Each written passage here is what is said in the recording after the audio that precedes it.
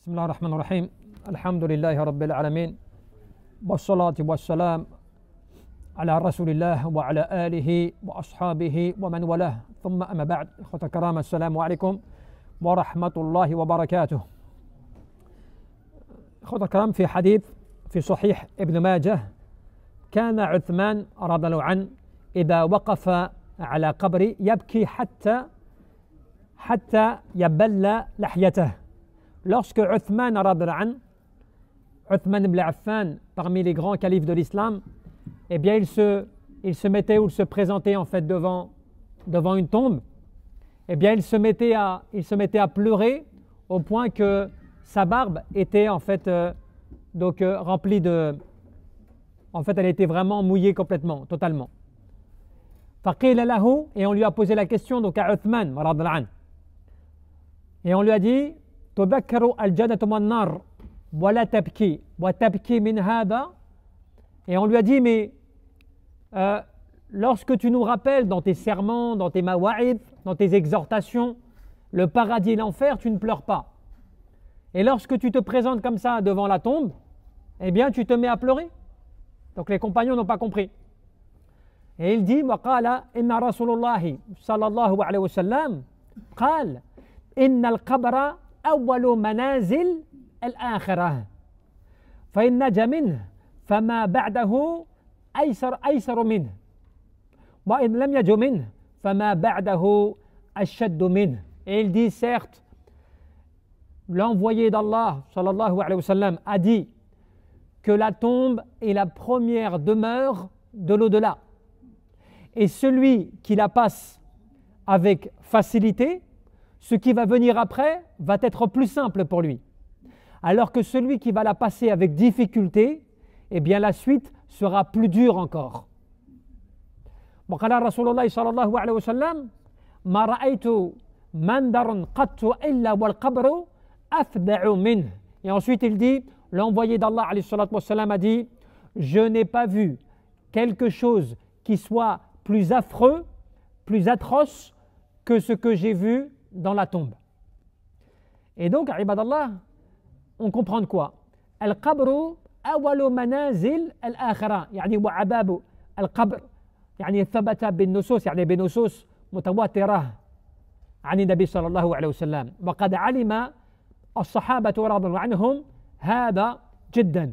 Le fait de savoir concernant, vous savez, la tombe et tout ce qui se passe dans la tombe, c'est quelque chose qui a été attesté et avéré dans de nombreux hadiths qui sont authentiques, avec des chaînes de transmission extrêmement nombreuses, qui prouvent l'importance du sujet et l'authentification du sujet quant au fait de ce qui se passe dans la tombe.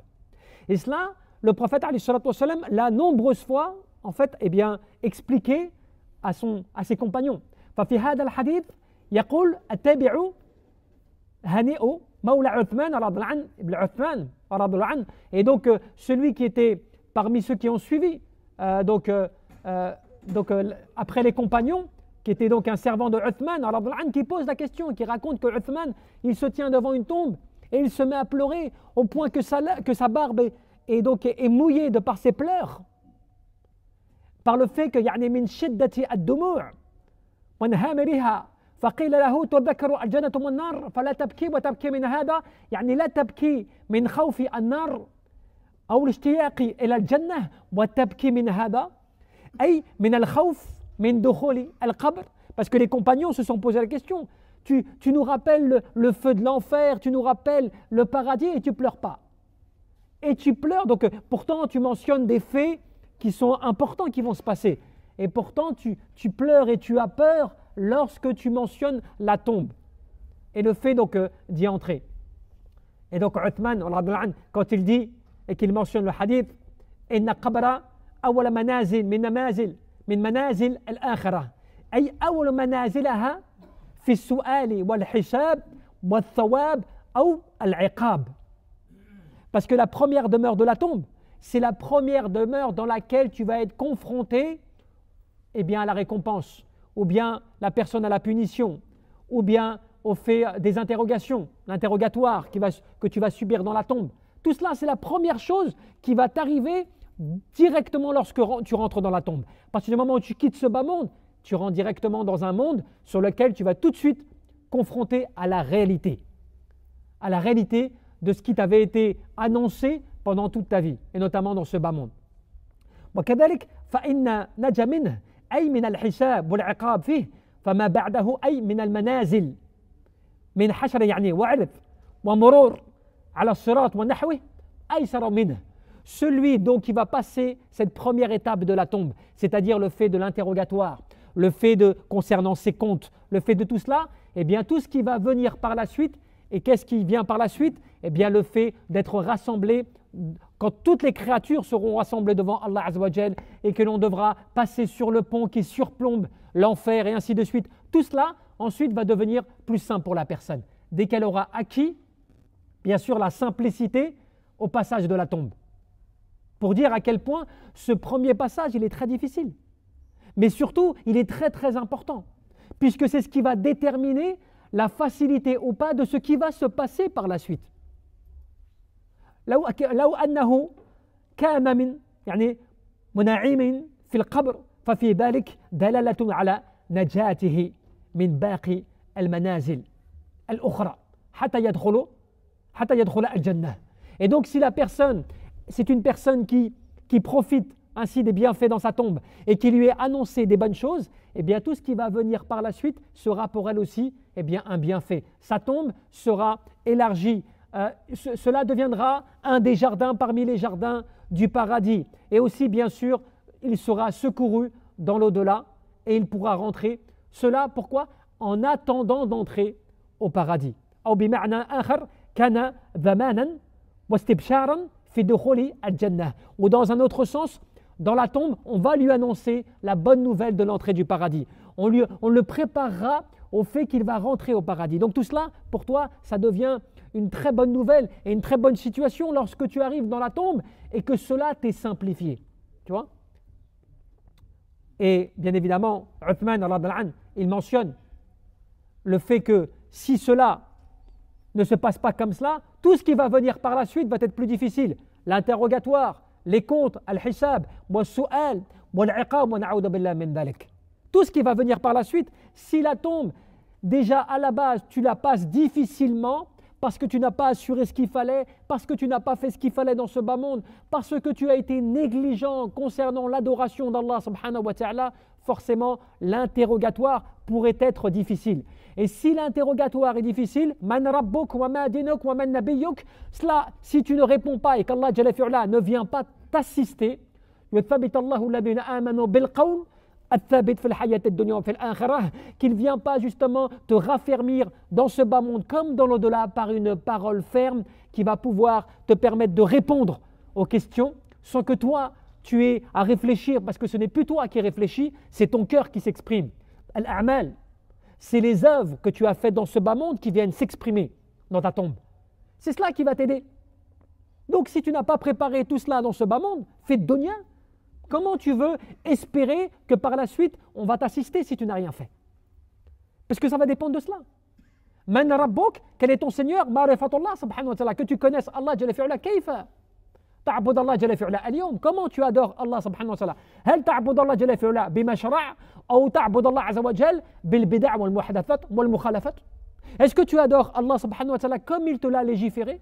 Ou bien tu adores Allah subhanahu wa ta'ala d'une manière totalement contradictoire, d'une manière innovée, d'une manière inventée, qui n'a pas été légiférée par Allah subhanahu wa ta'ala. وما دينك, quelle est ta religion? L'islam, din al-islam, al-istislamu lillah jalla fi'ula, wahdah, duna ma siwah.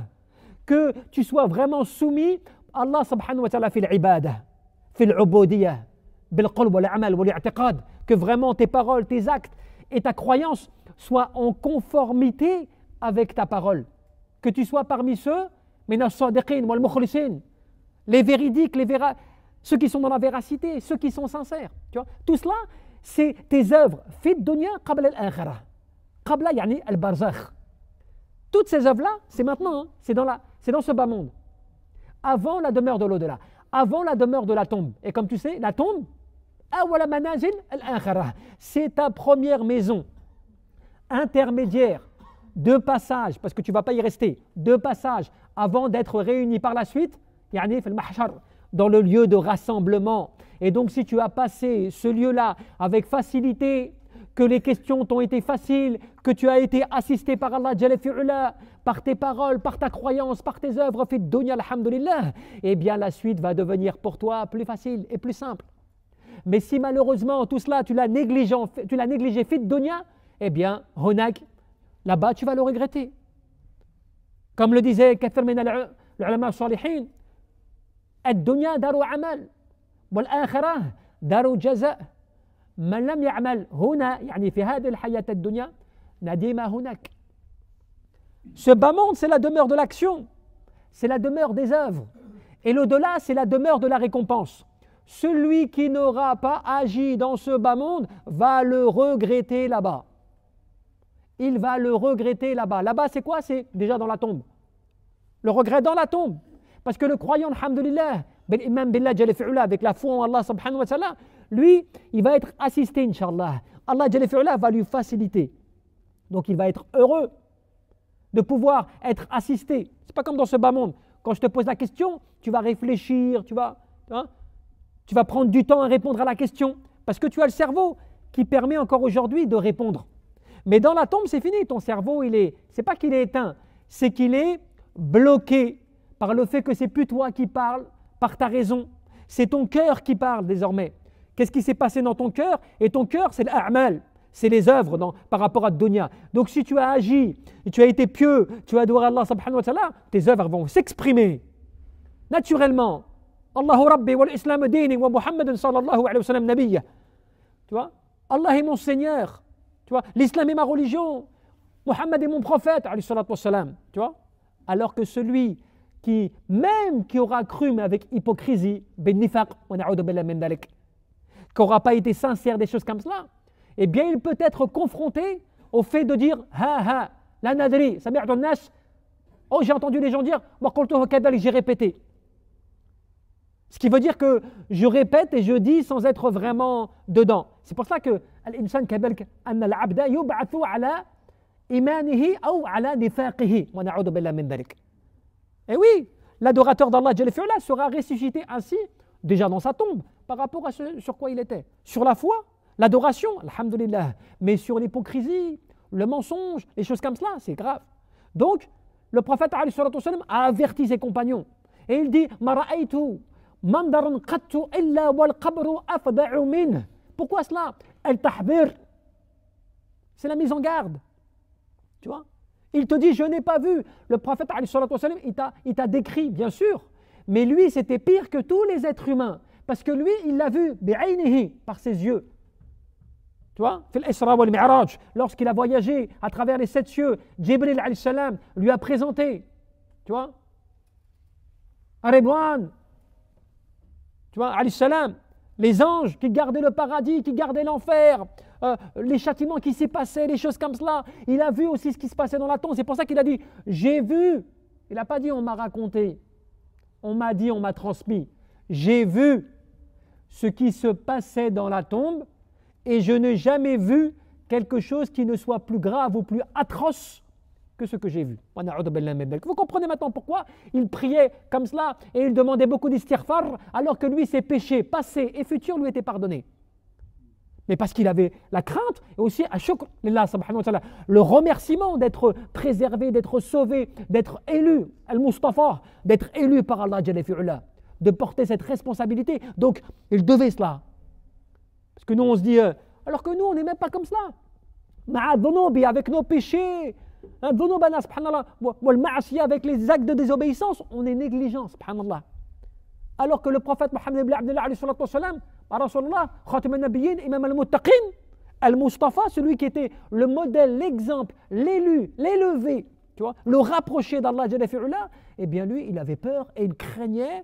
Et il ne dormait pas souvent la nuit, et il priait au point que ses pieds étaient endoloris, et qu'on lui demandait pourquoi tout cela, et il disait est-ce que je ne devrais pas être un adorateur reconnaissant pour ce qui m'a été accordé, tu vois? Donc c'est pour dire que le prophète, lorsque il te met en garde comme cela, c'est pas pour rien. Quand une fois il s'assoit, ala shafil al-qabr, Une fois, il s'assoit sur le bord d'une tombe après un enterrement. Après un enterrement. Et il se met à pleurer. Rasulullah alayhi salatu wassalam, l'envoyé d'Allah, il se met à pleurer au point que les compagnons disent ses larmes remplissent le sol. Subhanallah, tu vois? Les compagnons sont comme cela, personne ne dit rien. Et ensuite, après, ils se retournent vers eux et ils leur disent Ya ikhwani, limithli hada fa'u'iddu. Limithli hada fa'u'iddu. Et il leur dit Oh mes frères, c'est pour cela que vous devez vous préparer. C'est pour cela, c'est-à-dire la tombe, ce qui va s'y passer, que vous devez vous y préparer. Parce que lui, en fait, des fois, il ne racontait pas tout. Près de la tombe, il pouvait entendre des fois, avec l'autorisation d'Allah, ce qui s'y passait. Il recevait des informations des fois que lui-même disait, si je savais que vous auriez du mal par la suite à enterrer vos défunts, j'aurais demandé à Allah qu'il vous montre ce qui s'y passe. Tu vois, qu'il vous montre ce qui s'y passe. Et cela pourquoi? Pour nous avertir, pour nous mettre en garde. Mais par miséricorde, par sa miséricorde, eh bien, il n'a pas demandé à Allah, il n'a pas invoqué Allah, oh Allah, montre à ma communauté ce qui les attend dans la tombe. Tu vois, il n'a pas voulu, il n'a pas imploré Allah pour cela. Parce qu'il savait, il l'a dit, si je savais que vous n'alliez plus après enterrer vos défunts, parce que de par le fait de ce à quoi eh bien, tu t'attends, tu imagines, quelqu'un qui ne prie pas, tu le conseilles tant de trucs, il est comme cela dans l'égarement et autres, et puis du jour au lendemain, il meurt comme cela, et que toi tu sais ce qui s'y passe, tu l'as vu, eh ben, tu vas hésiter par 150 fois à le mettre dans la tombe. Tu ne vas plus le faire, tu vois, tu ne vas plus le faire. De par le fait de ce que tu serais de cela. Donc, par miséricorde, eh bien, cela n'a pas été montré à sa ummah, à sa communauté. Mais c'est pour nous avertir, pour nous mettre en garde. Attention, tous ces hadiths, ils sont là pour cela, tu vois. Tous ces rappels, ils sont là pour cela. C'est pour ça que le rappel, il est important. Que tu te rappelles Allah subhanahu wa ta'ala, que tu te rappelles ces sujets, que tu te motives par cela, que souvent tu te rappelles cela. Le rappel comme cela et tout, de ce qui va arriver, de ce qui l'en est, parce que tu sais très bien que voilà, nous avons un de nos frères, subhanallah, qui était parmi nous, qui priait avec nous comme cela, souvent, qui aimait bien les mawa'id, les rappels et autres. Comme cela, on n'a même pas vu la chose arriver, pratiquement du jour au lendemain, il est parti. Comme cela, subhanallah. Qu'Allah lui pardonne et lui accorde, Inch'Allah, Jannatun Na'im, Amina Rabbil Alamin. Mais pour dire comme quoi, subhanallah, finalement, c'est pour dire que personne ne sait ce qu'il en est demain, après-demain, on ne sait pas. Et donc, le musulman, il doit, comme l'ulama, tu vois, te le rappelle souvent, il doit être en position, tu vois, il doit être prêt. Prêt parce qu'il ne sait pas. Le matin, si ça sera l'après-midi, si ça sera demain, ça sera dans 1 mois, 2 mois ou plus, on ne sait pas. Donc, tu dois être en situation de préparation. Et d'où le prophète, c'est pour cela que vous devez vous préparer. Et la préparation, elle ne se fait pas simplement avec ta raison et ta langue, c'est avec l'amal, avec les œuvres, avec l'action, avec les bonnes œuvres, avec tout cela que tu vas mettre en place, que tu vas encaisser dans tes comptes, que tu vas remplir comme cela de bonnes œuvres, de bonnes actions pour essayer de montrer le maximum parce que tu ne sais pas ce qui va être accepté ou pas. Donc le maximum pour espérer, Inch'Allah, que ça soit plus simple. Wallahu a'lam. Tabaraka wa ta'ala. أن يرزقنا الإخلاص في القلب والعمل والنية.